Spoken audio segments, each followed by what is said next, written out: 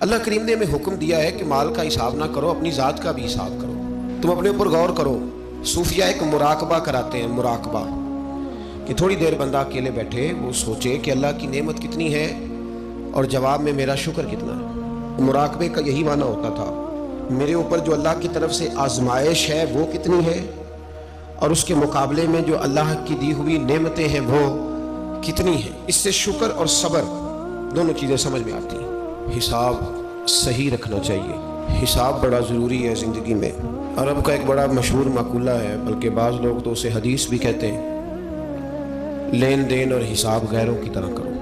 فرمایا کہ دوستی بھائیوں کی طرح کرو۔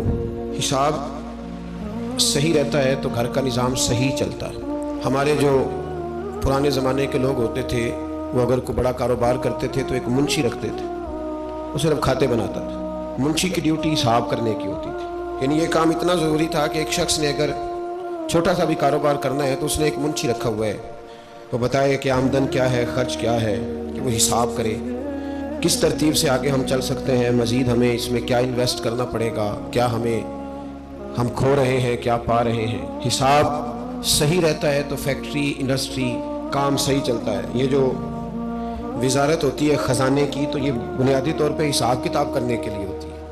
زمانہ جب جدید آیا تو اکاؤنٹ آفس کے نام سے ایک علیحدہ سے ڈپارٹمنٹ بنانا پڑا، جس میں B com, M com, BBA کرنے کے بعد کوئی آدمی بیٹھتا ہے اور وہ صرف حساب کرتا ہے، کہ وہ حساب کرے، سالانہ بجٹ پیش کیا جائے کہ یہ آمدن ہے، یہ خسارہ ہے، اس طرح کر کے اب آئندہ سال ہم فلاں جگہ اتنا پیسہ خرچ۔ یہ حساب بڑا ضروری کام ہے۔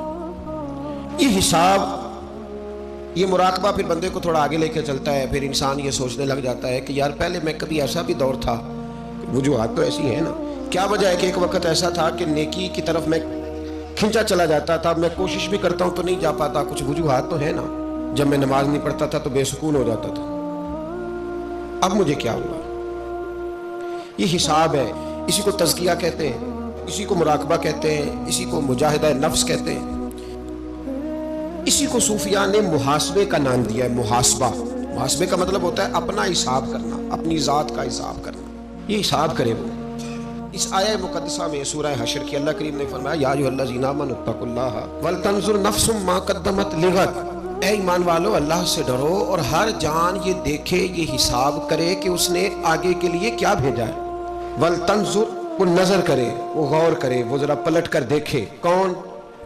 نفس، ہر نفس، ہر جان یہ غور کرے، ما قدمت لغد، اس نے تقدیم کیا کی ہے، مقدم کیا کیا ہے، آگے کیا بھیجا ہے اس نے۔ اور جب یہ دیکھ لے، جب یہ حساب کر لے تو اب کیا کرے؟ واتقوا اللہ، پھر اللہ سے ڈرے۔